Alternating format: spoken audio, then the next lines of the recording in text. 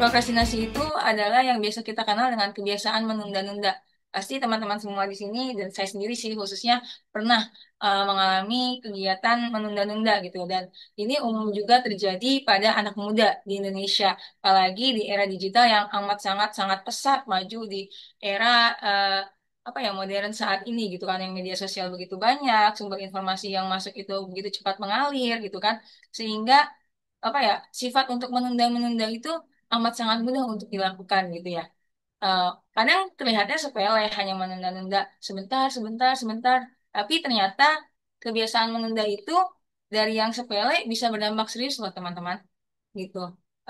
Bisa berdampak terhadap, bisa juga terhadap prestasi akademik kita, karir kita, atau semakin menumpuknya pekerjaan bahkan membuat kita stres gitu ya.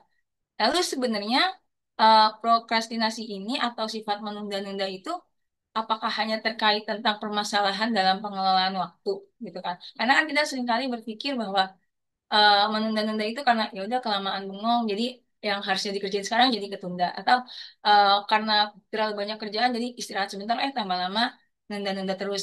Jadi banyak yang bilang bahwa menunda-nunda itu atau prokrastinasi ini adalah masalah dari kita tuh tidak bisa mengelola waktu gitu ya. Tapi apakah ada hal lain gitu sebagai akar masalah dari munculnya penunda-nundaan ini gitu, munculnya menunda-nunda segala hal yang memang harusnya sebenarnya bisa dilakukan saat itu juga, tapi kita ternyata malah menunda-nundanya. Ada nggak sih kaitan dari menunda-nunda ini atau prokrastinasi ini selain dari mengelola waktu, ada juga nggak sih kaitannya dengan masalah mental gitu? Misalnya nggak hanya berefek kepada mental, misalnya jadi stres, atau bisa jadi ada akar masalah lainnya gitu. Nah, pada malam ini webinar terkait tentang prokrastinasi, untuk kita bisa tahu apa itu prokrastinasi sebenarnya, masalah utamanya apa, dan bagaimana kita untuk bisa bangun fokus dan konsistensi untuk tidak prokrastinasi ini, maka akan kita bahas bersama dengan narasumber kita dari LIS, yaitu Mbak Lucy. Pada Mbak Lucy, dipersilakan mungkin sudah hadir.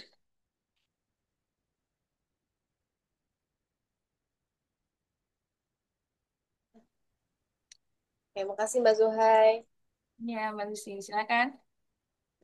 Oke, by the way Mbak Zuhai, aku lagi pakai handphone, soalnya laptopnya belum bisa. Kira-kira Mbak Zuhai bisa bantu share screen nggak ya? Aku udah eh, Oke, kirim di siap. Aku bantu. WA. Bentar ya, buka dulu materinya.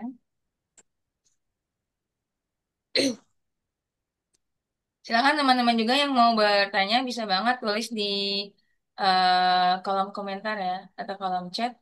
Aku bisa langsung tanyakan. Sebentar, saya sudah share. Oke.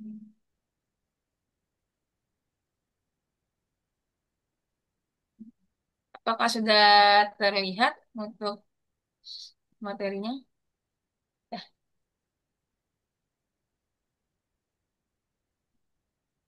sudah terlihat kah? Di aku udah Mbak. Yang lain gimana? Bagaimana teman-teman lainnya? Apakah sudah terlihat untuk materinya? Ada Mungkin Kak, bisa kasih kode, emot atau chat. kelihatan. Oke. Nah, oke, silakan Mbak Lucy, bisa dimulai. Oke, makasih ya Mbak Zuhai. Oke, baik teman-teman, ini juga karena kita pesertanya juga nggak banyak ya. Nanti kita mungkin lebih ke apa ya? Kita lebih banyak diskusi aja ya. Kalau ada yang mau nanya atau emang kayaknya gue ngalamin deh, boleh banget ya kita berbagi di forum ini, mumpung lagi bareng-bareng juga di forum ini. Jadi kalau ada yang mau sharing boleh banget ya, boleh banget sharing. Oke, untuk tadi udah diperkenalkan sama Mbak Zuhai, kita langsung masuk materinya yaitu tentang prokrastinasi. Jadi emang apa sih itu apa sih prokrastinasi gitu. Eh, kita kalau masuk ke judulnya ya,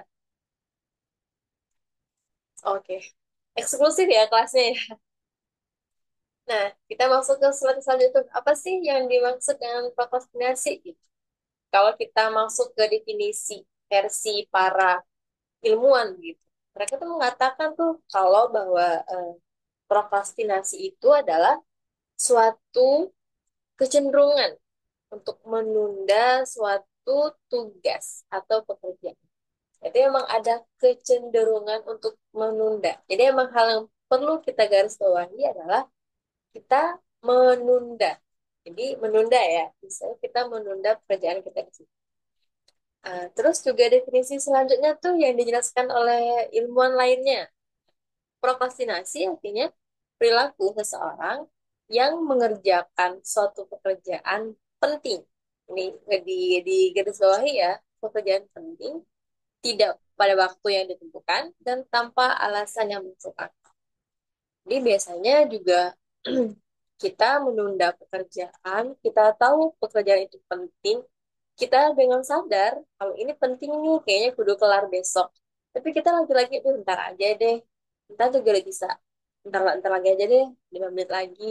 Ntar aja deh, besok aja pas malamnya. Jadi kita punya banyak alasan untuk menunda setiap pekerjaan kita. Maka ketika kita sudah mengalami menunda, nunda, nunda, nah itu bisa kita katakan sebagai bagian dari prokrastinasi. Oke, next, Mbak. Nah, nah, jadi sebenarnya juga kita juga bisa tahu nih di sini sebenarnya juga pelaku dari prokrastinasi itu disebut dengan prokrastinator. Jadi orang-orang yang menunda pekerjaannya itu kita sebut sebagai prokrastinator. Gitu. Next, Mbak. Nah, ada dua jenis prokrastinasi nih. Ada yang fungsional dan ada yang unfunctional. Jadi ada dua nih. Dia yang eh, ada tujuannya sama yang dia yang nggak ada tujuan. Yang pertama, yang jelas tujuannya misalnya. Kita menunda pekerjaan atau menunda sebuah tugas dengan harapan kayaknya kudu nyari referensi dulu deh yang lebih baik gitu. Itu termasuk dalam prokrastinasi tapi yang fungsional, yang berfungsi dengan baik dengan tujuan yang baik juga. Jadi kita sangat tahu kalau kalau kita nunda ini misalnya gini, kita tahu kalau kita kerjain sekarang banyak informasi yang belum belum banyak misalnya. Kita butuh baca dulu jurnal misalnya dan sebagainya. Jadi kita memutuskan untuk menunda itu disebut juga dengan prokrastinasi, tapi prokrastinasi yang fungsional. Sementara ada yang disebut dengan dysfunctional prokrastinasi. Jadi ini prokrastinasi yang sifatnya negatif. Kenapa? Karena memang tujuannya itu hanya untuk menunda dan itu bikin berefek pada eh, terlambatnya sebuah pekerjaan, tidak selesainya sebuah pekerjaan, atau ketika pekerjaan itu nggak kelar, itu akan ngaruh banget banget ke psikologis kita. Saya nggak sih kalau kita habis kita punya tugas nggak kelar, kita tahu kita punya tugas tapi nggak kelar, kita bakal efek apa ke kita? Kita punya cemas sih, bakal cemas banget, bakal panik, bakal takut dan segala macam. Dan itu tuh ngaruh banget, itu udah ngaruh ke psikologis kita. Sedangkan kita ngalamin kayak gitu, kita awalnya nggak cemas karena ngerasa ngerasa mampu untuk mengerjakan. Tapi ketika sudah ditunda-tunda, saking seringnya menunda, jadinya nggak kekejar, jadi nggak kelar. Nah itu yang berefek kepada psikologisnya. Oke, next Mbak Suhai. Nah di sini pertanyaannya. Jadi dari dua jenis tadi itu, kita di bagian mana nih? Kita bagian yang emang menunda untuk mencari referensi lebih banyak, kita menunda untuk biar dapat diskusi sama teman misalnya. Atau kita bagian yang satunya lagi, yang menunda biar menghilangkan rasa cemas pada tugas aja, tapi malah kita ketemu cemas yang lebih banyak lagi. Ayo, coba dijawab di kolom komen. Kita bagian yang mana? Atau perlu di oh, udah karena rasa kurang cukup terus Kak. Oke. Ada yang komen nih menunda karena dosa kurang rasa ini apa tadi? Rasa kurang cukup ya? Oke, berarti eh, kayaknya mungkin lebih ke tingkat percaya dirinya kali ya. Kayaknya gue gak pede deh sama tugas gue ini gitu. Kayaknya gue gak mampu deh. Nah, itu perasaan tidak percaya diri. Kita belum menemukan bagaimana kemampuan kita belum tahu dengan jelas kita mampunya di mana, kita kurangnya di mana. Jadi kalau kita masih ngerasa kurang cukup, ngerasa nggak pede dengan diri kita sendiri, nah berarti kita punya problem nih sama diri kita yang mungkin belum kita selesaikan. Jadi kalau itu udah terus-menerus, eh, apa ya, nunggu nunggu semuanya komplit banget, kan nggak bakal kelar ya. Kalau kita nggak coba lagi, kalau kita nggak coba dulu, coba lagi, ya kita nggak akan pernah ketemu dengan solusinya. Oke, next Mbak Zuhai. Oke, nah terus ada yang bertanya nih, bedanya malas sama prokrastinasi itu apa? Apa bedanya coba? Ada yang bisa jawab nggak?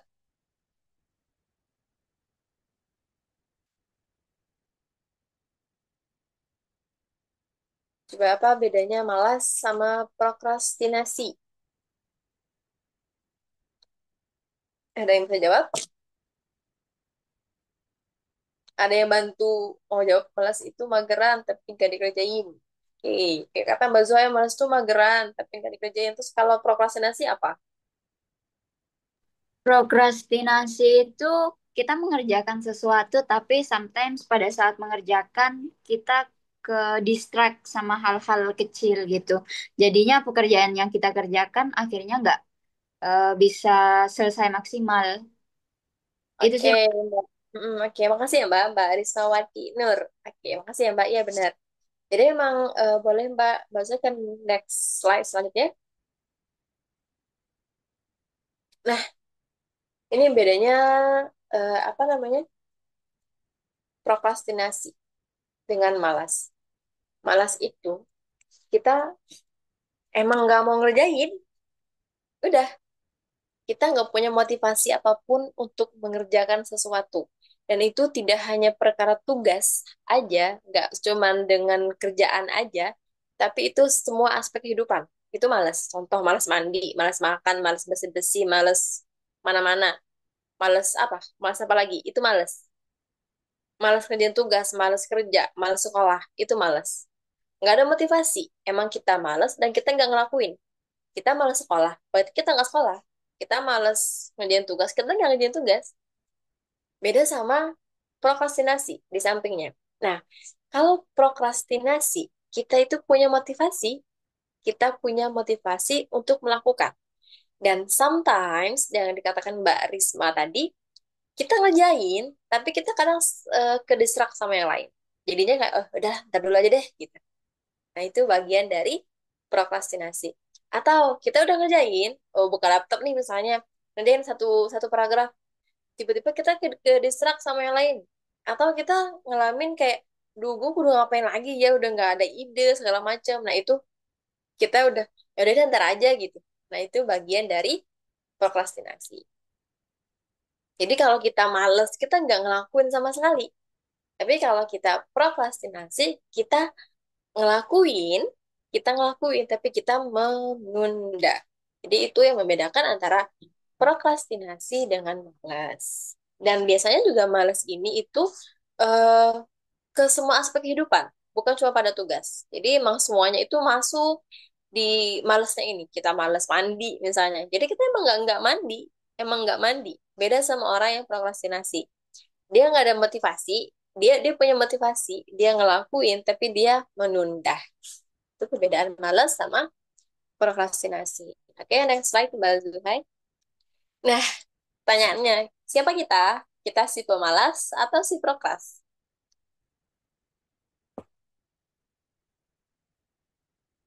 Oke, ada yang bisa jawab bukan? Ada yang mau jawab, ada yang mau mengaku kesalahannya. Kayaknya gue pemalas deh. Atau kayaknya gue bagian yang prokras deh. Yang mana? Kita bagian mana? Kita siapa? Apakah si pemalas? Prokras. Oke, Mbak Zuhai si prokras. Yang lain?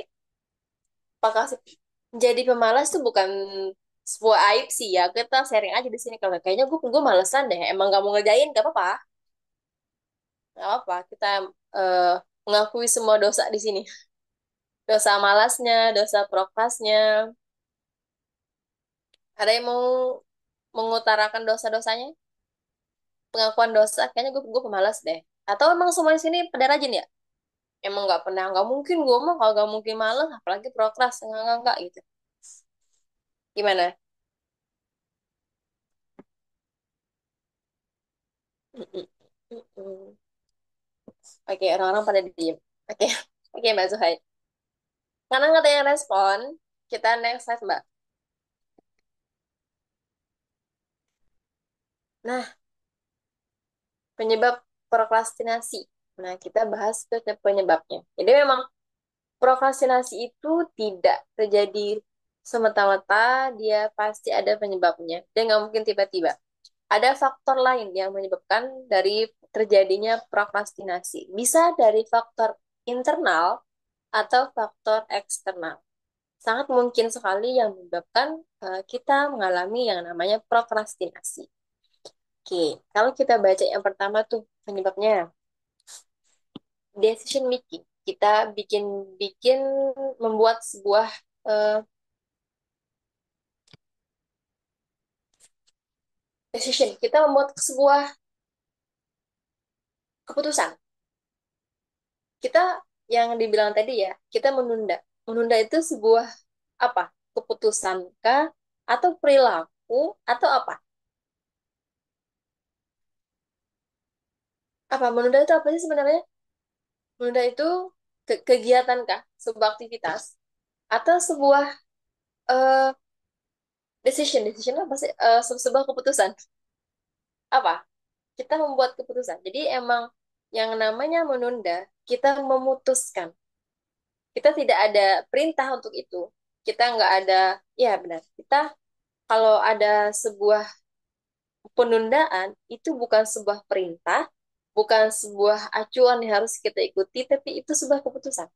Kita dan diri kita sendiri yang membuat keputusan itu. Kita tidak sedang deal dengan orang lain, tapi kita sedang deal dengan diri kita sendiri. Kayaknya misalnya gini, kita punya uh, deadline kerjaan nih misalnya. Nah, itu benar. Kita punya deadline, misalnya besok pagi. Terus kita mikir gini, ya udahlah gue ngerjainnya ntar aja jam 8 malam misalnya. Padahal kita punya waktu, kita punya spare waktu beberapa jam sebelumnya, yang kalau kita kerjain lebih awal, itu sangat mungkin mengasih kita waktu lebih banyak untuk mikir, kita lebih banyak punya banyak kesempatan untuk mengeluarkan ide-ide kita lebih punya banyak kesempatan untuk diskusi misalnya, atau untuk baca jurnal misalnya, kalau kita memang butuh jurnal. Tapi karena kita menunda dengan eh, kita menunda itu mikirnya gini, ntar aja deh jam 8 malam, ntar kalau untuk jurnal mah gampang. Kita juga kayaknya nggak perlu diskusi deh. Kita kalau udah mikir kayak gitu, dalam tanda kutip biasanya orang-orang yang prokras ini, mereka secara tidak langsung mereka meremehkan sebuah pekerjaan. Mereka menganggap kayak, ah gampang mah, ini mah segini doang gitu. Ah gampang, ntar aja ini nggak bisa gitu. Padahal ketika mereka mengerjakan, pas baca kerjaannya ngapain aja, pas baca agak kaget, kok banyak ya ternyata. Ternyata waktu yang sesingkat untuk mengerjakan itu nggak cukup ternyata. Kalau udah ketemu dengan kondisi itu, maka apa yang terjadi? Terjadilah kecemasan, terjadilah panik, terjadilah takut. Nah, itu deg-degan yang apa ya, yang nggak wajar. Nah, itu kalau kita udah membuat keputusan yang salah. Jadi kalau kita punya kemampuan decision making yang tidak bagus, mungkin kita harus hati-hati ya dalam mengambil keputusan. Boleh banget kita akui misalnya, kayaknya aku tipe yang nggak bagus dalam mengambil keputusan. Boleh banget kita minta pendapat orang lain yang bagi kita dia adalah orang yang mumpuni untuk kita ajak diskusi mengenai pendapat.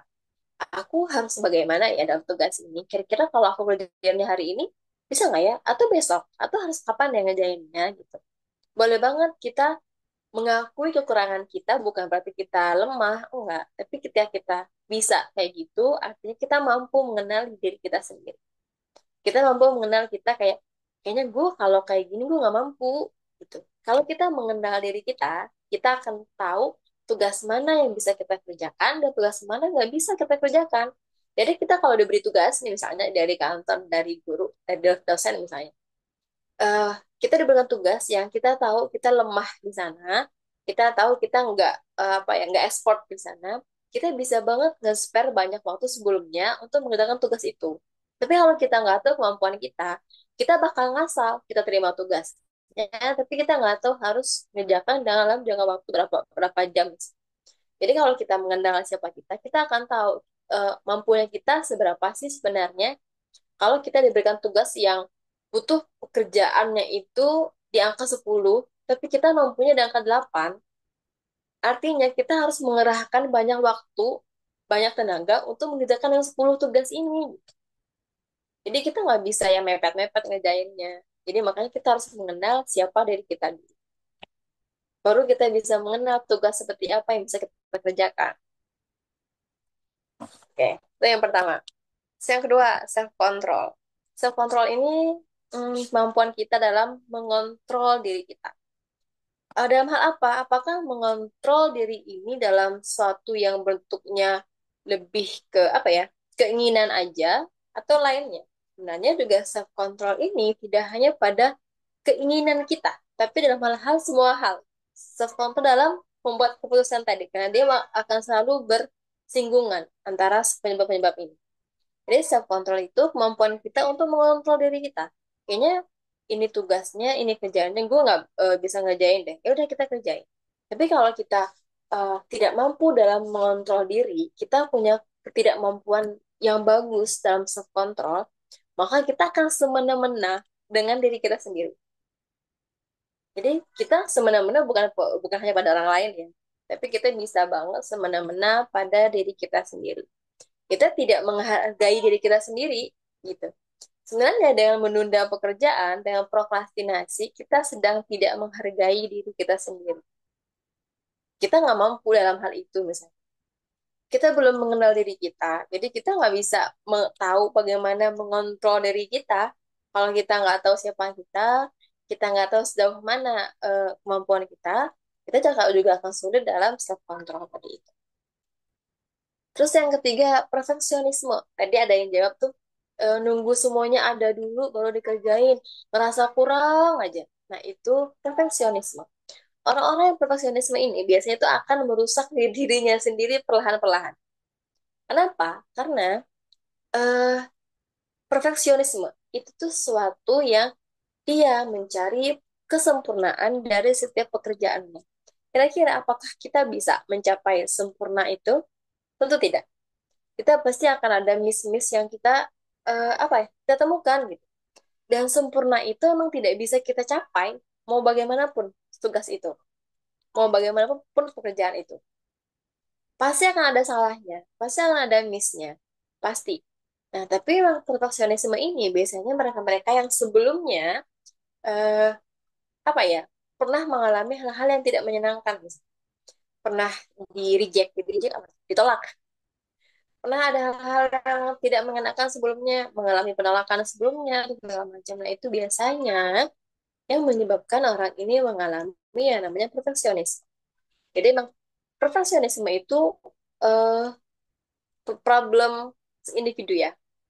Jadi memang problem ini eh, sangat tidak bagus sebenarnya dalam pekerjaan, dalam semua aspek kehidupan sebenarnya.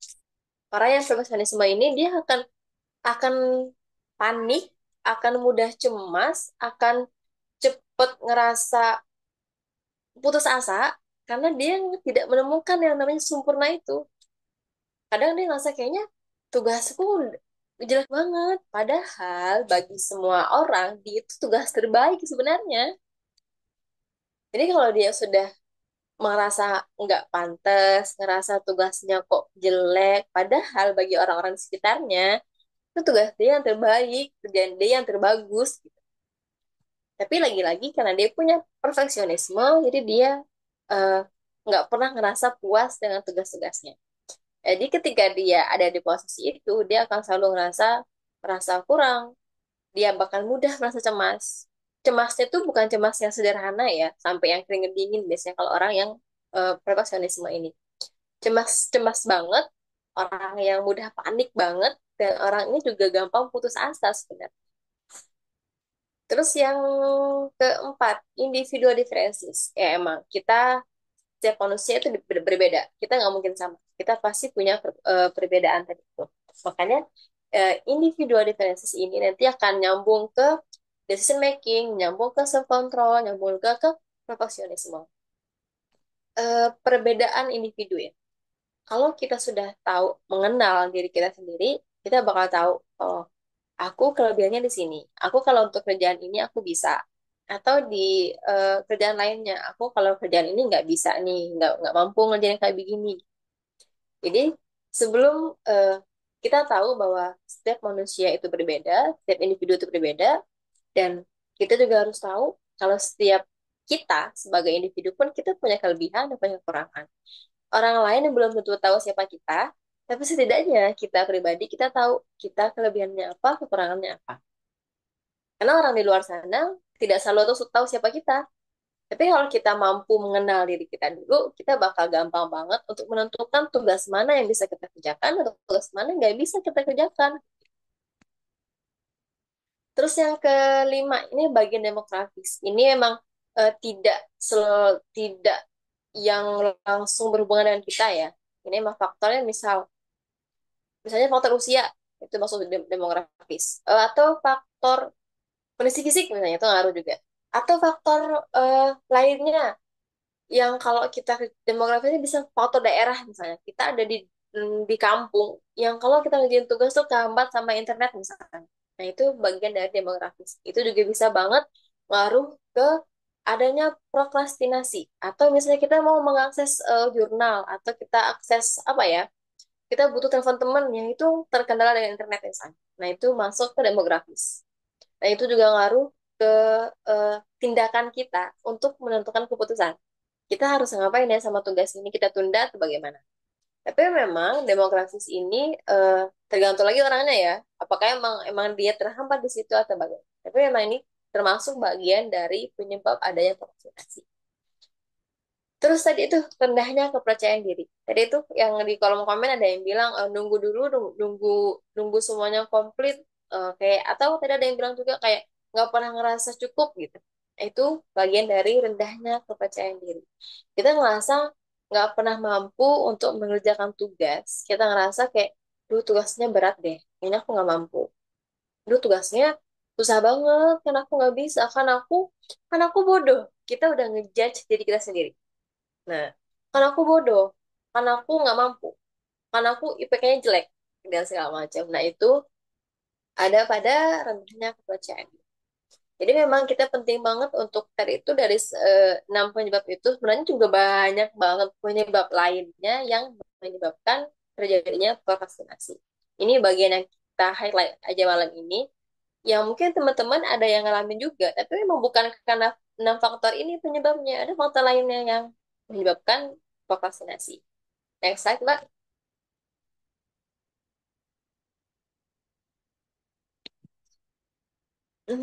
Oke.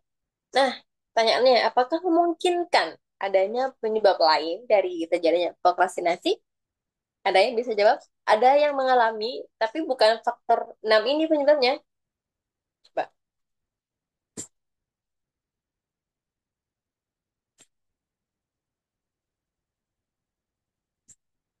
Oke, ada nggak? Ada, atau emang karena tadi yang dibilang emang karena 6 faktor ini?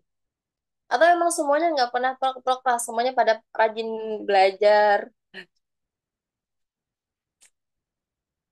Yang lain gimana? Ada yang nggak mengalami prokrastinasi dengan penyebab yang lainnya misalnya? Atau enggak? Kayaknya termasuk yang 6 itu deh, Kak. Oke, Mutia. Ya, memang kita highlight yang 6 ini karena memang hal ini yang 6 ini yang sering menjadi atau sering dialami oleh orang-orang. Ada kadang karena kesal sama seseorang atau keadaan jadinya malah malah nggak ngerjain. Nah, itu bagian dari faktor demografis kali ya. Tadi itu termasuk ke demografis. Jadi kita dengan kondisi lingkungannya bukan karena kitanya, kita nggak suka sama orang nih, kita punya konflik sama orang, jadi kalau kita pindahin itu bikin nggak mood misalnya, itu bisa termasuk dalam bagian demografis. Kalau ini kita bahas ini bakal panjang banget, ini bakal bahas ke konfliknya bakal bahas ke mana-mana gitu, tapi prokrastinasi itu bisa disebabkan oleh banyak faktor sebenarnya. Oke, next Mbak Zuhai, next slide. Nah, ini kita masuk ke strategi melawan prokrastinasi.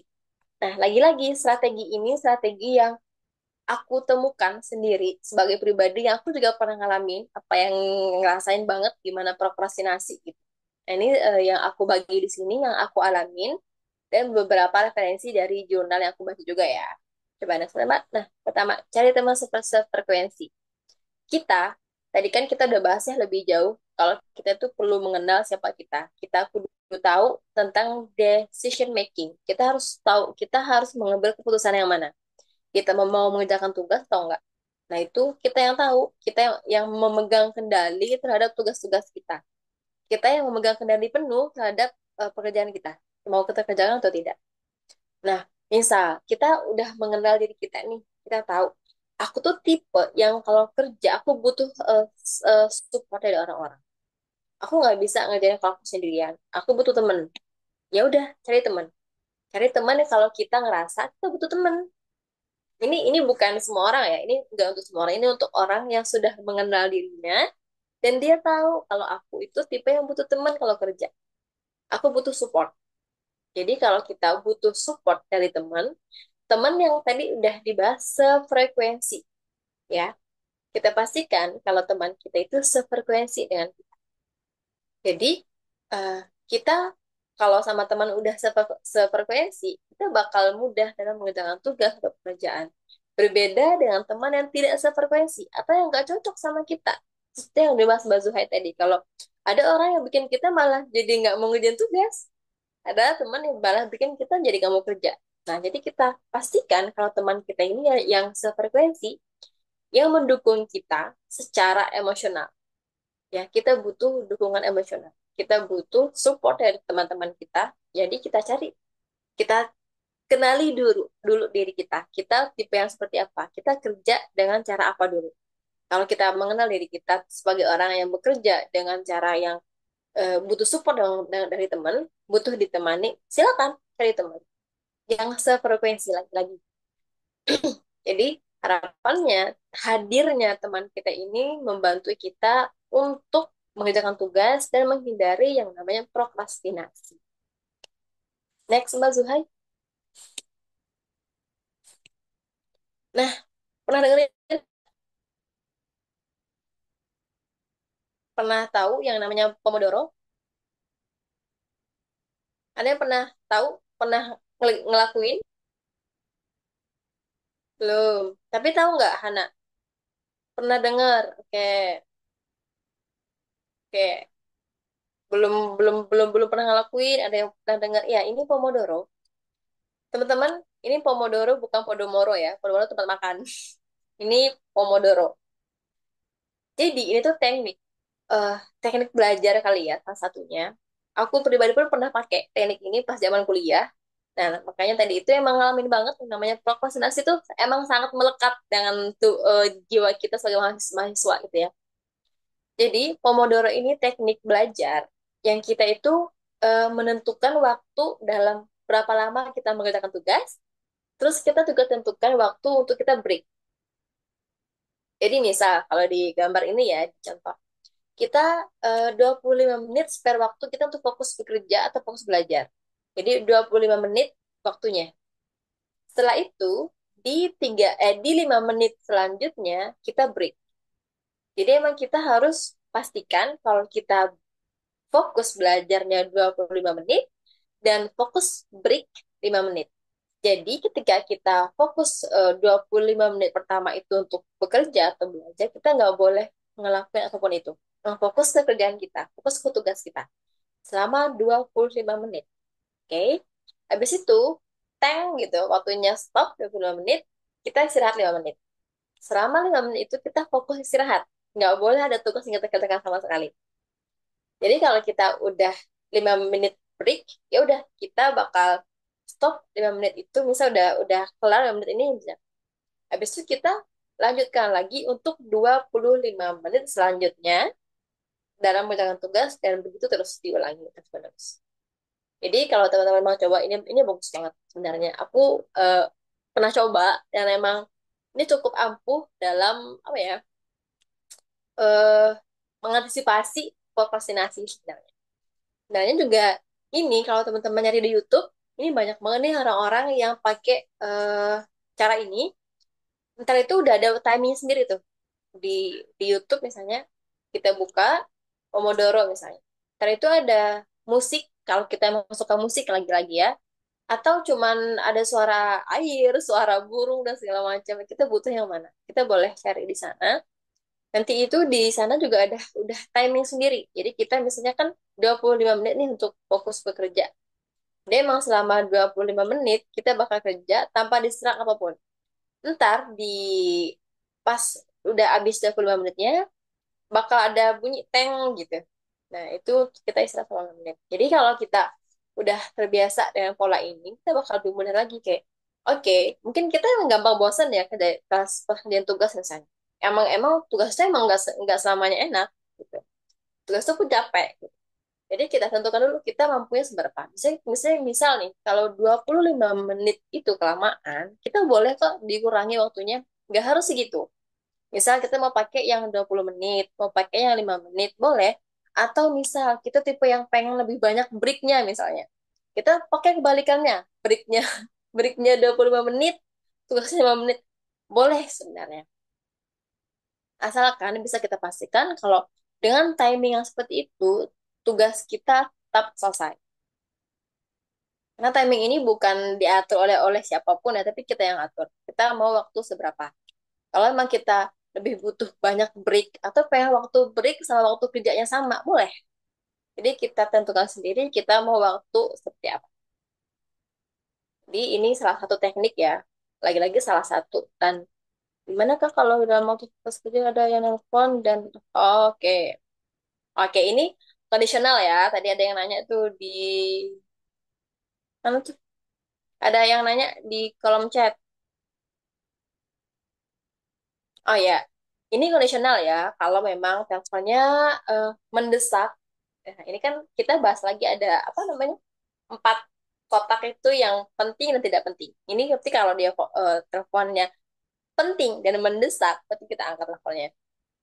Ini teleponnya kan kondisinya penting dan mendesak ya. Yang kalau nggak kita angkat, kita nggak tahu info-info apa dan segala macam gitu ya kan.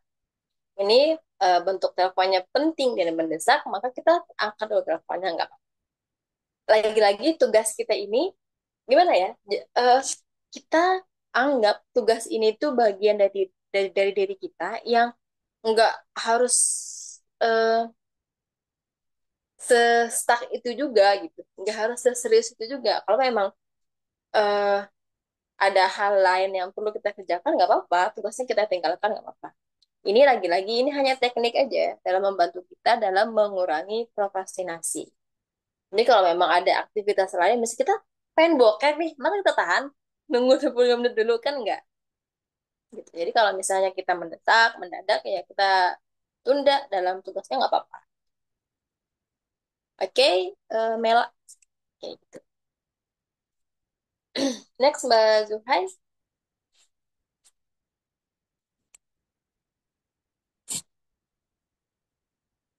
Oke, ini untuk selanjutnya. Time blocking. Kita nentuin waktu-waktu kita. Kita ngebagi waktu kita ke blok-bloknya. Misal hari ini dari jam 7 pagi sampai jam 9 kerja. Misal jam 10 eh, main dulu atau nonton dulu misalnya. Kita jam 11 kembali lagi kerja. Kayak gitu. Jadi kita membagi waktu kita ke bentuk time blocking, kita membagi waktu-waktu kita. Jadi untuk hari ini misal kita pengen kerja pagi gitu. Atau hari ini kita pengen jogging dulu nih paginya, nggak apa-apa. Tapi kita membagi dalam time blocking. Gitu. Time block kita ada blok-blok waktunya gitu. Udah kita bagi semua-semuanya. Jadi, tapi yang penting kita patuh dengan aturan yang kita buat di sini. Karena lagi-lagi biasanya yang suka ngelanggar peraturan yang kita buat itu siapa? Ya kita sendiri. Kita yang bikin peraturan dan kita juga yang melanggar. Jadi mungkin semacam aturan ya di time blocking ini, kita membagi waktu eh, jam berapa aja kita harus ngerjain apa. Jadi di sini kita harus patuh dengan aturan kita sendiri. Kita yang bikin waktunya nih, ya udah kita yang harus patuh dengan waktu-waktu yang udah kita bagi. Next, Mbak Zuhai. Nah, self reward. Ini penting banget. Aku pribadi yang aku juga sebagai psikolog, self reward itu penting banget dan itu harus ada tiap hari. Tapi self reward tuh nggak harus yang spending money too much, nggak harus yang beli sampai beli beli pulau, nggak harus beli pulau gitu, nggak harus beli yang mahal, enggak. Kita sangat tidak perlu untuk mengeluarkan uang yang banyak untuk self reward gitu. Reward itu nggak melulu soal money, nggak melulu soal uang. Reward itu dengan kita yang pertama tuh kita misalnya butuh ke alam boleh, atau kita nonton itu juga self reward. Atau kita yang hobi masak, kita masak itu juga self reward. Atau kita yang tidur itu juga self reward. Ingat ya teman-teman, tidur atau istirahat itu juga bagian dari produktif. Produktif itu tidak melulu suatu kerja, kerja dan kerja, enggak. Tapi produktif itu kita tahu kita kapan harus kerja dan kapan harus istirahat. Itu yang namanya produktif. Bukannya kerja 24 jam, enggak. Tapi kita tahu kapan harus kerja dan kita tahu kapan harus istirahat. Kalau fisik kita udah sakit, kita nggak akan bisa kerja lagi, kita nggak akan bisa ngerjain tugas-tugas lagi. Jadi kita butuh yang namanya istirahat. Istirahat itu juga bagian dari produktif. Dan misal kita suka dengar musik, dengarkan musik yang kita sukai. Dengarkan musik yang bikin kita happy, bikin kita enjoy menjalani kehidupan ini. Gitu. Dengarkan, lakuin hal-hal yang kita suka. Kita sangat boleh melakukan hal-hal yang kita suka. Atau yang terakhir tuh, nah itu baru belanja, yang harus spending money yang banyak. Kita nyari kita kerja misalnya, kita kerja ya cari duit dong. Buat apa? Ya buat memenuhi kebutuhan kita. Penuhi kebutuhan kita yang kita butuhkan ya. Yang kita butuhkan bukan yang apa ya? Bukan yang nggak kita butuhkan. Penuhi kebutuhan kita. Tapi lagi-lagi yang sesuai yang kebutuhan kita. Jadi lagi-lagi self reward itu memang memang butuh uang sometimes, but not always gitu loh. Dia butuh uang. Kadang-kadang iya, tapi emang nggak selalu butuh uang. Dengan kita tidur siang itu nggak butuh duit, kita butuh istirahat, silakan istirahat. Jadi eh, untuk bisa apa ya melakukan strategi dalam prokrastinasi itu kita ngelakuin self reward. Self reward itu gimana caranya? Kan kita ngerjain tugas nih misalnya. Kita punya tugas. Tugas ini harus kelar jam kayak kita kan habis time blocking nih. Habis time blocking di awal tadi itu kita time blocking, habis itu baru kita self reward. Jadi emang setelah kita kerja baru kita dapat sesuatu nih. Kan namanya juga self reward. Reward kan nggak ada sebelum kita dapat ngerjain sesuatu dong. Namanya reward ya kan. Reward itu setelah kita ngerjain tugasnya. Jadi kita habis kerja, habis apa namanya, habis ngerjain tugas misalnya ya udah kita self reward. Tapi emang lagi-lagi setelah kita menuntaskan pekerjaan kita dan setelah kita menuntaskan tugas-tugas kita, itu baru dibolehkan dengan self reward. Oke, next Mbak Suhai. Udah habis. Oke, ya teman-teman ada pertanyaan, ada yang mau disampaikan, ada yang mau mengkritik atau apa boleh banget berbagi di sini ya. Kita masih lama nih kayaknya. Kita sampai jam berapa sih Mbak? Kita sampai jam 9 nih, Mbak Lucy. Silakan Oke, teman-teman, setelah dari penjelasan Mbak Lucy tadi ya terkait tentang apa itu prokrastinasi ya, bahkan Mbak Lucy tadi menjelaskan terkait perbedaan malas dengan prokrastinasi itu sendiri gitu ya.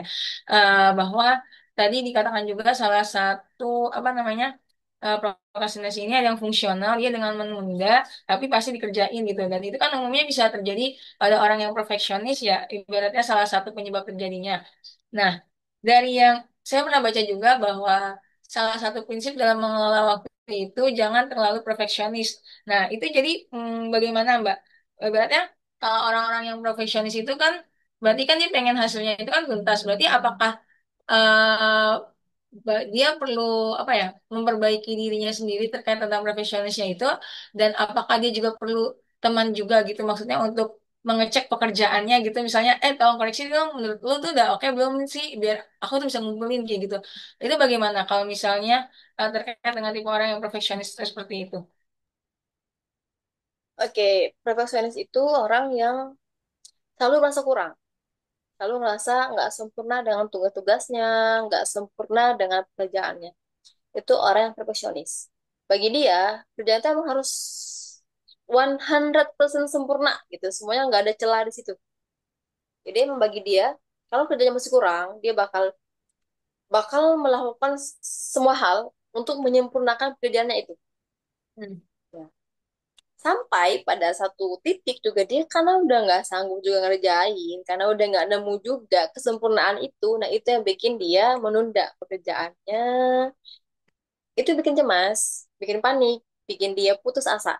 Jadi emang orang-orang yang plan itu emang tidak bagus ya. Emang berdampaknya itu tidak bagus untuk tugas-tugasnya, untuk pekerjaannya, dan untuk dirinya sendiri. Jadi emang orang yang profesional ini perlu perlu untuk menata lagi dirinya, perlu untuk meningkatkan kesadaran dirinya bahwa sebenarnya itu nggak bagus. Emang eh, profesionalis itu nggak sebagus itu untuk dia. Jadi dia dengan tugas yang sempurna pun tidak akan membuat dia tenang juga sebenarnya. Dia akan terus dihantui oleh rasa cemas, rasa takut, rasa panik, karena memang dia emang tipe yang seperti itu. Mau bagaimanapun bentuk tugasnya, entah sudah sebagus apapun tugasnya, dia akan selalu merasa kurang. Mau sesempurna apapun kerjaannya, dia juga akan selalu merasa kurang. Jadi itu orang yang perfeksionis. Meskipun kayak gini, misal teman-teman di sekitarnya udah bilang, ini tugas lo udah bagus, kerjaan lo udah kelar, udah nggak perlu apa-apa lagi. Iya, mungkin sekilas bagi orang yang perfeksionis, di saat itu dia mengokekan misalnya, oh ya udah kelar. Tapi apakah selesai di saat itu? Enggak. Dia bakal cek lagi kerjaannya misalnya, kayaknya ada yang salah deh. Atau dia bakal cek lagi tugas-tugasnya, kayaknya ada yang salah. Dan itu akan berulang terus-terusan, dan itu nggak akan selesai kalau orang yang perfeksionis ini tidak mau merubah diri. Mungkin iya, misalnya aku pribadi pernah punya teman ya, pernah ngalamin banget berteman sama orang yang perfeksionis. Kadang pun karena kita temennya pun bisa kesel gitu sama orang ini yang kayak gitu loh. Kayak udahan, udah itu udah bagus banget tugas lu gitu loh. Tugas kita yang biasa aja pun jauh banget dibanding tugas dia gitu, yang udah sesempurna itu misalnya. Tapi bagi dia itu masih hal-hal yang biasa, hal yang tidak bagus, masih ada kurang-kurangnya. Bahkan sampai dosen pun bilang kayak gini, ini tugas kamu udah bagus, kamu nyari apa lagi gitu. Tapi lagi-lagi ini orang ya kayak gitu, makanya ini emang ada di orangnya gitu. Yang kalau orangnya tidak punya kesadaran diri, kalau dia salah, ya dia nggak akan pernah berubah. Gitu. Oke, silakan teman-teman yang punya pertanyaan atau pengalaman nih terkait tentang prokrastinasi. Itu kan tadi yang perfeksionis ya.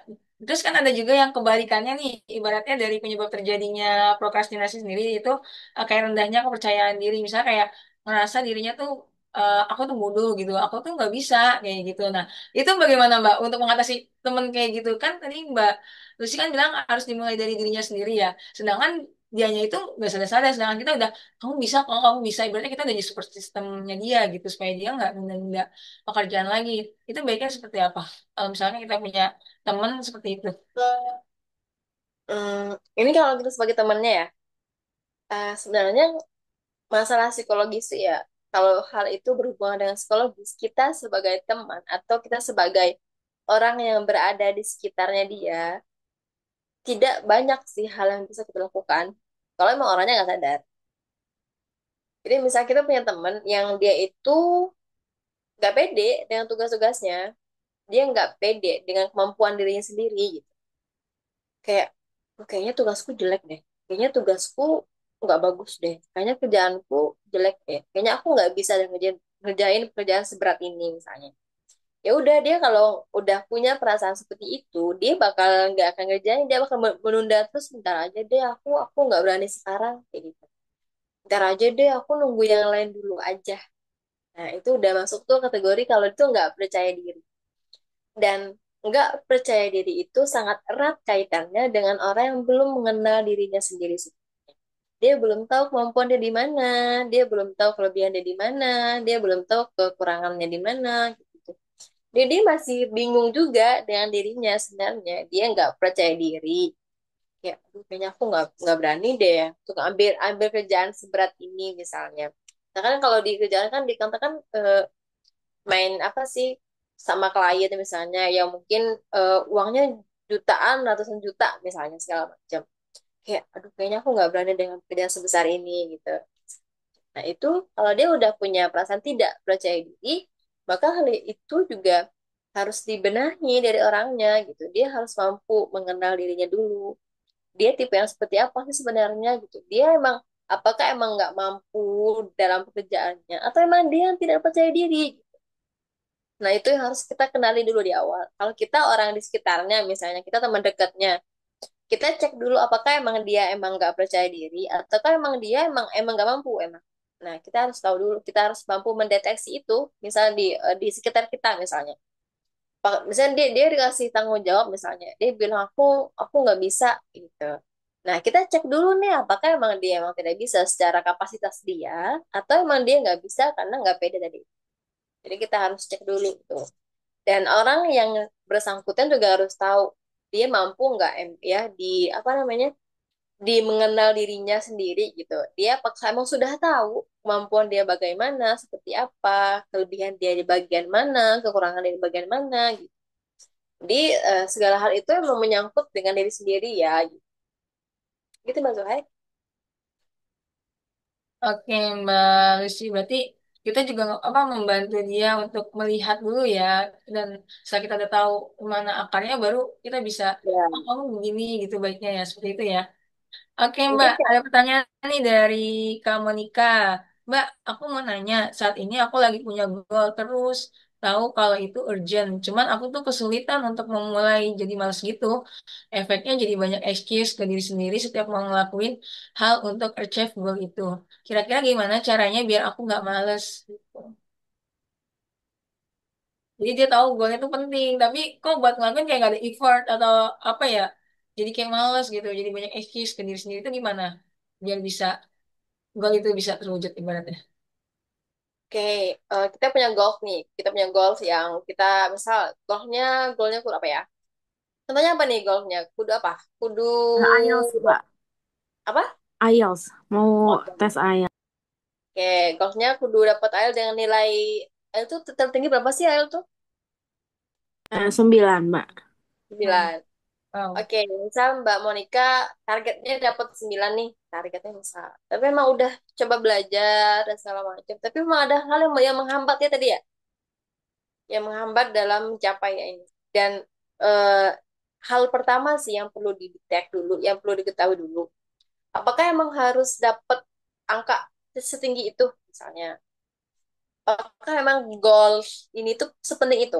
Seberapa target kita dulu? Kita mencapai target, kita juga harus tahu kapasitas kita. Boleh kita tentukan target, boleh banget, kita boleh banget menentukan target apapun itu, tapi yang rasional, yang masuk akal. Boleh kita tentukan target, tapi yang rasional, yang masuk akal. Kenapa dikatakan masuk akal? Nah, tadi itu yang aku bahas ya. Kita tahu kemampuan kita segimana, kita tahu kepentingannya seperti apa. Jadi kita tentukan goals yang masuk akal, yang rasional, gitu. Itu yang pertama. Mbak juga harus bisa bisa menentukan nih kira-kira kalau goalsnya segini masuk akal nggak, rasional nggak goalsnya. Habis itu ditentukan juga sama Mbak sendiri gitu. Kira-kira apakah hal lainnya yang mendistrak tadi itu seurgen apa, separah apa distraksinya kayak gitu. Separah apa dia mendistrak si tugas ini gitu. Sejauh mana distraknya ini, sejauh mana efek yang diberikan. Jadi kalau Mbak sudah mampu menentukan itu, jadi akan mudah tuh menentukan problemnya dan menyelesaikan masalah-masalah. Kalau memang Mbak tahu nih, Mbak punya kapasitas untuk mencapai nilai tertingginya 9 misalnya. Mbak tahu banget, Mbak punya kapasitas di situ. Tapi memang ada hal lain yang mengganggu, misalnya entah itu faktor. keluarga misalnya, atau ada masalah lain. Nah, dicek dulu juga nih masalahnya seperti apa. Masalah ini kalau nggak kelar misalnya, nah itu bakal mengganggu terus. Nggak mungkin nggak ganggu ya, makanya harus dikelarkan masalah. Tapi kalau mepet misalnya ini, kalau si si IELTS-nya ini nggak kelar sekarang, masalah juga nggak kelar. Nah, itu kita perlu menentukan mana yang urgent, mana yang nggak urgent, mana yang penting dan mana yang nggak penting. Mbak pernah dengar nggak sih apa sih eh, kotak prioritas itu loh? Apa ya namanya? Nah, itu kita menentukan sendiri tuh. Kita bikin kotak eh, segi empat, kita bagi empat kotak gitu. Yang pertama itu penting dan urgent. Yang kedua, tidak penting tapi urgent. Yang bawahnya tidak urgent tapi tidak penting. Yang sampingnya tidak penting dan tidak urgent. Nah, tadi Mbak ada di mana posisinya? Apakah urgent dan gak penting? Atau urgent tapi penting dan segala macam? Itu bisa dicek lagi sih. Itu ada kotaknya itu. Aku nggak punya ininya kali, nggak punya contohnya. Tapi kalau teman-teman pernah dengar, kotak prioritas namanya Pak, kalau nggak salah. Nah, itu kita bisa menentukan tuh kita di bagian mana. Kira-kira tugas si goals kita ini di bagian mana? Bagian yang penting dan urgent, atau bagian yang penting tapi nggak urgent, atau yang lainnya? Atau sampai pada kesimpulan ternyata goals kita ini tuh nggak penting dan nggak urgent misalnya. Itu misalnya. Tapi kalau kita sudah tahu, oh goals kita ini penting dan urgent, maka semua hal di luar itu di skip, dihindari, ya udah kita abaikan, kita fokus ke hal yang urgent dan penting. Gitu Mbak Monica, ngejawab nggak ya pertanyaannya? Oke, makasih Mbak. Oke. Oke. Jadi seperti itu ya, ibaratnya kalau misalnya membuat target itu jadi nggak masalah gitu ya Mbak Lucy, kita buat target dari yang kecil dulu, ibaratnya dari skala kecil, tapi nanti secara konsisten pelan-pelan nanti bisa naik, dan itu ngebantu kita supaya nggak cepat down juga nggak sih Mbak, kalau kita buat dari yang kecil dulu sampai akhirnya menuju ke target yang besar. Gimana Mbak? Iya, jadi ibaratnya tadi kan Mbak Lucy menginfokan bahwa ibaratnya penting nggak sih maksudnya target yang langsung dari yang tinggi dulu ibaratnya gitu. Jadi saya menangkap ibaratnya jadi nggak masalah gitu kalau misalnya kita buat target dari yang kecil dulu, ibaratnya skala yang kecil tapi secara konsisten nanti tambah lama target itu bisa meningkat. Jadinya membuat kita itu ngebantu nggak mudah down juga, kayak hal seperti itu ibaratnya membantu kita juga kan ibaratnya Mbak. Oh ya, bisa banget, bisa banget. Makanya kan itu kan sebuah strategi ya sebenarnya. Hmm. Kita kalau emang punya strategi seperti itu, boleh banget kita emang pelan-pelan dari hal yang kecil dulu, baru pelan-pelan, pelan-pelan ke yang gede, boleh banget gitu. Makanya itu kan sebuah strategi yang kita mau pilih yang mana aja yang sesuai dengan kita. Hmm. Jadi kalau kita ngerasa kita kayaknya mulai mulai dari hal kecil dulu deh, langkah kecil dulu deh, kayaknya goals yang ini ke ketinggian deh, kita pelan-pelan aja nggak apa-apa sebenarnya. Ya lagi-lagi kita tentukan juga kita mau dengan cara apa. Kita tentukan juga kemampuan kita. Misal kalau kita ngerasa kita kalau yang goals yang tinggi banget kita nggak mampu, kita boleh banget ke pelan-pelan. Tapi kalau kita ngerasa kita punya kemampuan untuk itu, kita mampu secara apa ya? Kapasitas kita mampu untuk mencapai goals yang tinggi. Kita juga boleh banget tuh langsung mulai ke yang tinggi karena kita tahu kapasitas kita gitu. Makanya tadi itu disampaikan kalau kita harus menentukan goals yang rasional. Kita kemampuan kita di mana? Kalau kita goals kita di angka 10 dan kita kemampuan kita di angka 11, sangat rasional kalau kita untuk menentukan goals segitu. Tapi kalau kita goals kita di angka 10, tapi kita kapasitas kita di angka 5, dan itu juga sangat tidak rasional kalau kita menentukan goals setinggi.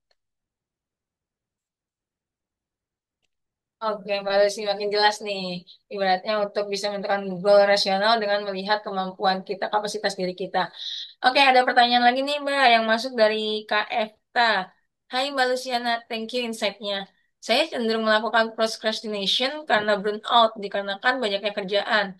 Once ada waktu rehat, saya lebih memilih untuk istirahat as part of self-reward. Bagaimana ya caranya menciptakan urgensi biar saya ada drive untuk menyelesaikan isu ini? Oke, Oh. tanya bagus sih. Emang kayaknya di lingkungan kerja kayak gitu ya, orang-orang burnout itu sebuah apa ya? Burnout itu menjadi sebuah hal yang hampir hampir dialami oleh semua karyawan atau semua pekerja kali ya. Kalau aku pribadi, ini aku pribadi, burnout itu normal banget kalau kita capek. Normal banget, sangat normal sekali kalau kita ngalamin yang namanya burnout kalau lagi banyak kerjaan dan kita nggak mampu, kalau kita capek. Itu sangat sangat normal, normal banget kalau kita ngalamin yang namanya burnout. Justru kalau kita kerja sebagai kuda, kita kerja sebagai kuda, tapi kita nggak ngalamin burnout, kita juga ada masalah nih sama diri kita sebenarnya, gitu. Kok bisa-bisanya kita mampu bekerja secapek itu? Padahal kan udah nggak normal kerjaannya. Tapi kalau pertanyaannya, kita butuh something untuk ngedrive kita ngelakuin sesuatu. Nah, ngedrive, aku notice apa ya, di kata ngedrive-nya. By the way, Mbak, tipe seperti apa? Ada orang-orang yang tipe kepribadiannya, dia ini cenderung yang orangnya sulit mengambil keputusan misalnya. Atau orang-orang yang lebih cenderung tanda kutip manutan. Kayak, gue ikut lu aja deh gimana lu ngambil keputusannya gitu. Atau eh ya udah gimana kamu aja yang ngatur. Atau apa lagi ya? Atau orang-orang yang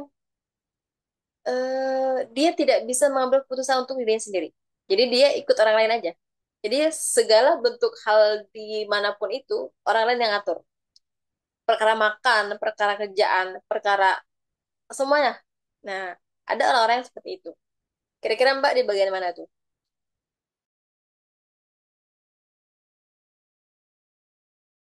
Oh, dia nggak mampu, tapi dia juga nggak bisa nolak kerjaan itu. Padahal Eh, dia punya wewenang untuk itu.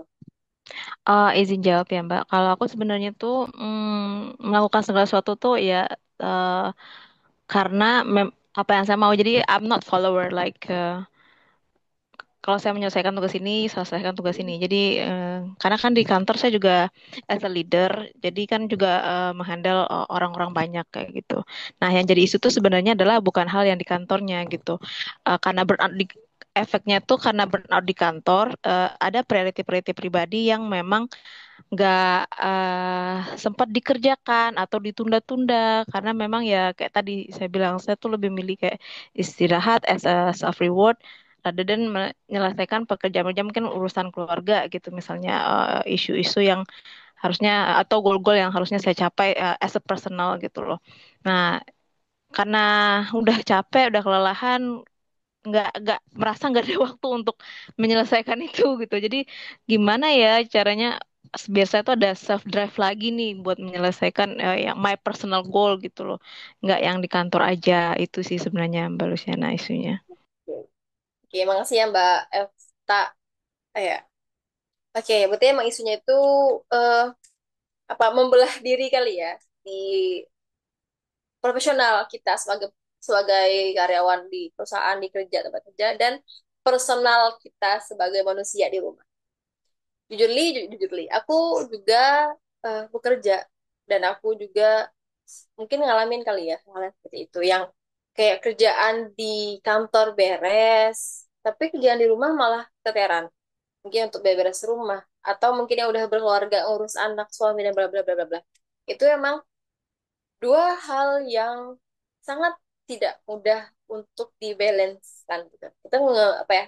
Jadi work life balance tuh apa ya? Untuk mencapai work life balance itu tidak mudah sebenarnya. Jadi mungkin yang disampaikan Mbak Efta itu bagaimana membalancekan gitu antara work dan life, antara profesional dan personal. Memang kedua hal ini bukan masalah Mbak Efta aja.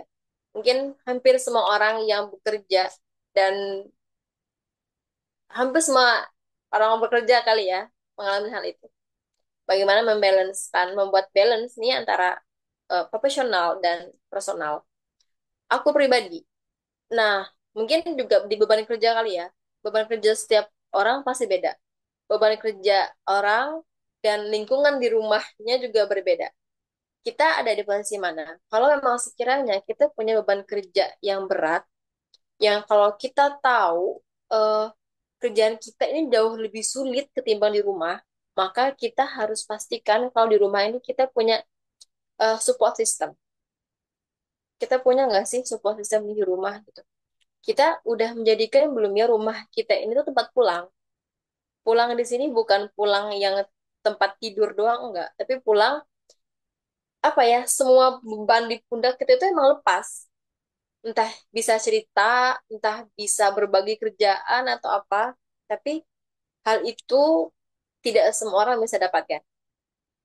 Jadi kalau kita bisa menentukan, kalau kita bisa mengetahui nih, kita nggak masalah punya beban kerjaan yang banyak di kantor, tapi kalau kita pulang, kita punya support system yang bisa membagi rasa capeknya kita, rasa lelahnya kita. Kita entah berbagi kerjaan, berbagi emosional, karena di kerja itu bukan hanya fisik yang bekerja, tapi emosi kita juga kerja. Apalagi Mbak Eva sebagai eh, seorang leader ya, pasti emosionalnya itu campur aduk banget, harus apa, menanggung beban emosional karyawan juga atau teman-teman di kantor juga gitu. Dan itu sangat tidak mudah, pasti sulit banget. Jadi coba Mbak dipastikan lagi di rumah, ada nggak sih yang Mbak butuhkan di rumah itu dapat nggak ya? Yang support system kah? Atau memang orang yang bisa mendukung secara emosional?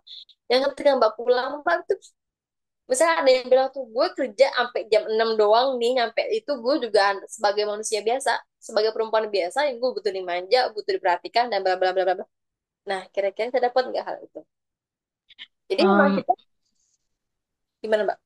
izin ini ya Mbak, kayak mungkin mau curhat juga kali, kayak saling sambil curhat. Jadi sebenarnya kalau suami sih sangat suportif ya, apapun yang saya lakukan sangat suportif gitu ya. Ya bagaimana sih perempuan karir di luar, di rumah gimana gitu kan, kita sebagai perempuan seindependen-independennya kita sebagai perempuan di luar kan, kalau di rumah kan sama Pak suami kan pasti berbeda gitu loh. Berbeda 180 derajat mungkin gitu kan.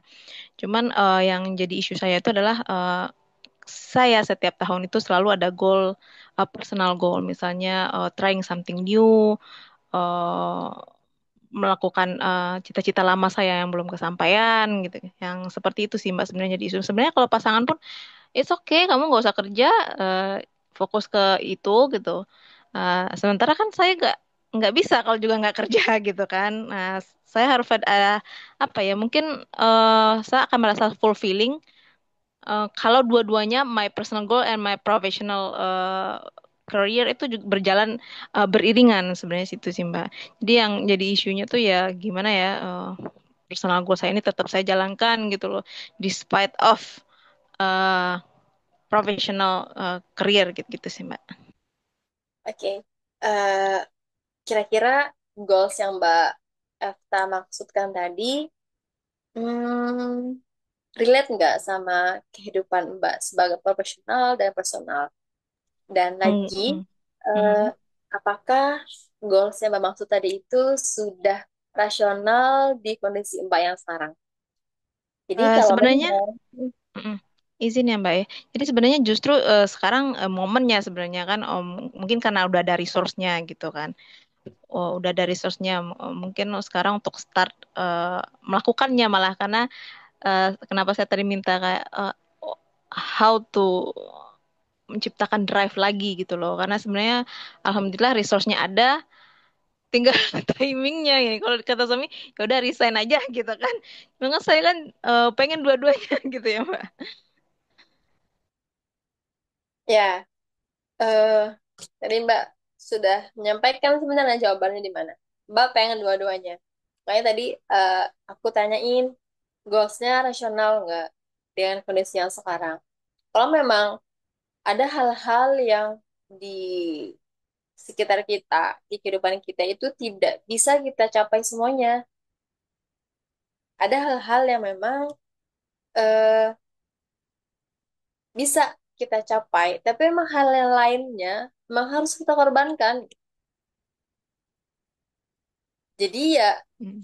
kalau memang kita punya goals yang memang kudu dapet, goals ini emang udah kita impikan dari dulu, misalnya pengen banget dapet ini, pengen banget ngelakuin ini, bla bla bla bla bla. Tapi kalau ini di apa ya, kalau mengusahakan ini, ada hal-hal yang mungkin bakal harus kita lepaskan, atau ada hal-hal yang mungkin jadi nggak maksimal di sana gitu. Jadi ya kita harus bisa dalam menentukan prioritas. Kita mau pilih yang mana? Kita mau ambil yang bagian-bagian mana? Dan kita juga penting banget untuk mendapatkan eh, kita mencari second opinion kali ya ke orang-orang di sekitar kita. Kalau memang kita butuh dukungan suami, kita butuh pendapat suami, boleh banget kita tanya suami. Karena memang sebagai orang yang bekerja, mau kita perempuan, mau kita laki-laki, kita tetap butuh yang namanya second opinion dari pasangan kita. Untuk menjaga keharmonisan rumah tangga juga sebenarnya. Karena memang kita harus membagi diri ya untuk perusahaan, untuk goals pribadi kita, sama untuk keluarga. Kita nggak bisa bilang kalau ya gue kan udah kerja, meskipun kerja gue bisa ngelakuin apa aja. Enggak. Kita kalau udah menikah, artinya kita berbagi dengan suami kita, dengan pasangan kita. Jadi kalau kita udah berbagi, berarti memang suami kita harus setuju atau pasangan kita harus setuju, harus deal di awal. Jadi memang segala goals kita, kalau memang suami kita mendukung, kita bisa ngelakuin itu, ya fine-fine aja. Kita tentukan prioritasnya, kita mampu nggak di sini. Kita kalau dua-duanya kita jalanin, bisa nggak? Ada nggak ya yang bakal apa keteteran kalau semuanya diambil gitu. Tapi kalau dilepas satu atau yang lainnya gimana? Kira-kira memungkinkan nggak? Jadi lagi-lagi kita membutuh untuk eh, handal kali ya dalam menentukan prioritas yang kita butuhkan. Yang di waktu ini kira-kira bisa nggak? Atau memang kita menunda dulu boleh sebenarnya. Karena goals itu nggak harus yang dicapai detik ini juga. Tapi lagi-lagi akan aku tidak begitu tahu secara spesifik bagaimana goalsnya Mbak Efta ya. Tidak tahu bagaimana eh, goals yang dibutuhkan segala macam. Mungkin itu jawaban yang aku berikan secara umum aja. Tapi nanti kalau memang Mbak Efta butuh untuk diskusi lebih lanjut, boleh banget Mbak. Thank you Mbak. Sebenarnya aku udah dapet sih poinnya. Ya kayak Mbak bilang tadi, we cannot get both. Mungkin mungkin harus ada yang disacrifice kan kayaknya ya. Um, Ya itu sih poin yang pentingnya sih kayak menurut saya tadi. Makasih banyak ya Mbak. Thank you. Oke, makasih ya Mbak. Oke, baik. Terima kasih pada Mbak Efta untuk pertanyaan dan sharingnya ya. Eh, Terkait prokrastinasi ini, sebenarnya prokrastinasi ini itu bisa hilang nggak sih Mbak? Atau hanya bisa mengalami terjadi saat kondisi-kondisi tertentu? Misal kayak misalnya anxiety kan. Kalau anxiety kan orang itu tambah lama bisa, kalau misalnya dilatih, diterapi gitu kan, pasti kan dia bisa berkurang atau bisa hilang ya. Kalau prokrastinasi ini sebenarnya itu di dalam diri seseorang pasti bisa hilang atau hanya mengalami pengurangan atau mungkin ya muncul ketika kondisi-kondisi tertentu aja seperti itu Mbak Lucy. Oke, biasanya kalau untuk prokrastinasi ini kan bukan bukan apa ya? Ini tuh sama kayak burnout. Sama kayak burnout. Kita ngalaminnya ya pas ada momen aja. Nggak semua hal kita alami bisa kita sebut sebagai prokrastinasi gitu. Jadi kita nggak bisa menyamakan prokrastinasi ini dengan kecemasan atau anxiety ya, yang menjadi masalah psikologis. Nggak juga. Gitu. Tapi prokrastinasi ini part of-nya aja yang bikin kita cemas. Gitu. Jadi kita tidak melulu tugas ini bikin kita prokrastinasi enggak, tapi memang ada tugas tertentu aja. Misal tadi karena faktor tugasnya kita nggak sanggup misalnya, itu kita ngalamin prokrastinasi gitu. Tapi di tugas lain kita suka, ya jadi bukan masalah orangnya sebenarnya. Jadi dia tidak ngalamin prokrastinasi di semua tugas atau di semua kerjaan. Ada pekerjaan yang dia sukai dan itu menyenangkan untuk dikerjakan, dia bisa mengerjakannya tanpa harus harus menunda kayak gitu. Jadi kita tidak bisa membandingkan atau menyamakan posisi prokrastinasi dengan kecemasan yang bisa bisa sembuh atau bisa dihilangkan segala macam enggak. Dia mungkin kayak burnout tadi itu. Ya kita ngalaminnya pas momennya aja. Momennya misalnya tugasnya nggak menyenangkan atau kerjaannya tidak tidak enak, ya boleh kita kita bisa disebut sebagai prokrastinasi. Tapi memang kadang tidak semua tugas juga. Kalau kita misal kita bertemu dengan tugas yang kita happy ngejalaninnya, kita enjoy ngejalaninnya, kita nggak mungkin dapat prokrastinasi juga. Berarti meskipun orang tersebut ibaratnya dia sudah bisa mengenal dirinya nih, udah mengenal dirinya dengan baik ibaratnya ya, sudah banyak hal yang dia tahu kelebihan kekurangannya apa, maksudnya lagi menunda diri seperti apa gitu. Berarti tidak menutup kemungkinan juga dia bisa mengalami prokrastinasi ya. Hanya saja ibaratnya dia sudah bisa punya apa sih plan-plan yang untuk bisa meminimalisir prokrastinasi itu sendiri walaupun dia nggak suka gitu. Ya benar. Jadi memang kan tadi kita mengenal diri ya. Kalau kita udah kenal diri kita bakal tahu tugas mana yang bisa kita handle dengan baik dan tugas mana yang kita nggak bisa handle misalnya. Jadi mengenal diri kita itu sebagai upaya untuk mengurangi aja, mengurangi yang namanya prokrastinasi. Tapi apakah prokrastinasi itu bakal hilang sepenuhnya dari semua orang? Enggak juga, karena itu masih ada gitu. Karena semua orang pasti punya punya kesempatan yang sama untuk mengalami prokrastinasi. Karena emang kalau selagi orang itu punya tugas, selagi orang itu punya kerjaan, ya orang itu bakal mungkin punya kemungkinan yang sama untuk bertemu dengan prokrastinasi. Tapi memang lagi-lagi kalau dia udah tahu siapa dirinya, dia mengenal dirinya itu upaya aja untuk mengurangi prokrastinasi atau meminimalisir. Oke, baik. Silakan teman-teman yang lainnya ada yang mau sharing berbagi cerita tentang pengalaman prokrastinasinya atau apa sih strateginya yang pernah teman-teman lakukan ketika mengalami prokrastinasi atau ketika mengalami penundaan-penundaan gitu. Boleh untuk bisa on cam atau on mic atau tulis di kolom chat sebelum kita akhiri kegiatan webinar malam kali ini karena nggak terasa nih udah mau jam 9 nih bagus sih gitu. Silakan teman-teman kita tunggu gitu.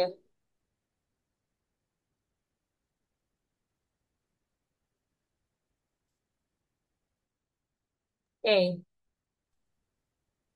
Kalau menurut Mbak Lucy sendiri, jadi sebenarnya untuk apa prokrastinasi ini ibaratnya itu harus dari dirinya sendiri ya, walaupun misalnya tadi yang orang lain hanya sebagai seperti staff, lalu berusaha untuk misalnya mencari teman sefrekuensi. eh Kalau hal yang terberat yang pernah Mbak Lucy alami gitu terkait tentang prokrastinasi sendiri seperti apa? Bisa pernah nggak Ini, sampai kayak sampai bener-bener bikin stres parah gitu? ini aku pribadi ya. Ya.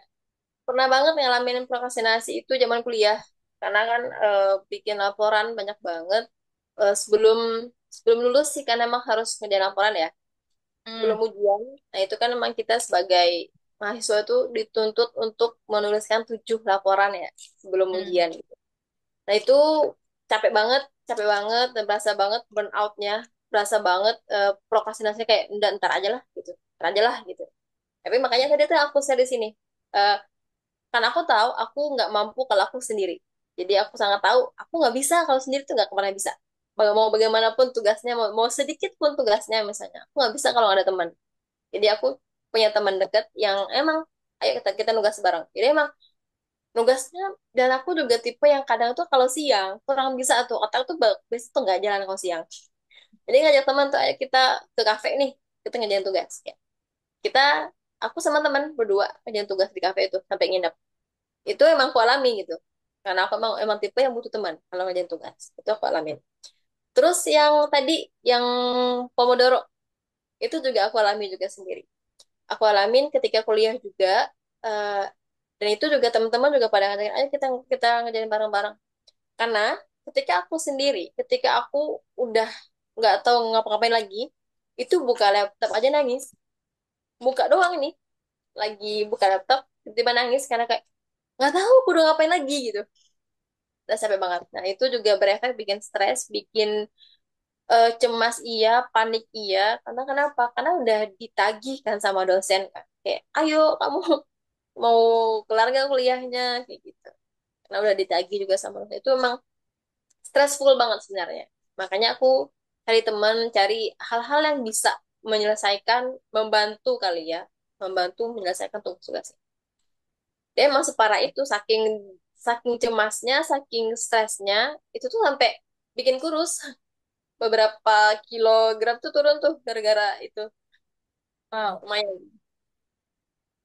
Oh, emang bener sih. Kalau saya mengalaminya itu masalah prokrastinasi ini karena masalah demografis tadi sampai bingung entah harus gimana, jadi hingga akhirnya menurunkan produktivitas dan ujungnya konsul adalah jalan keluar terakhir. Seperti itu sih kalau saya akhirnya bisa mulai tertata lagi. Ya, silakan mungkin teman-teman karena waktu kita sudah jam 9 nih, 8:59 sudah mau mendekati akhir dari webinar pada malam kali ini.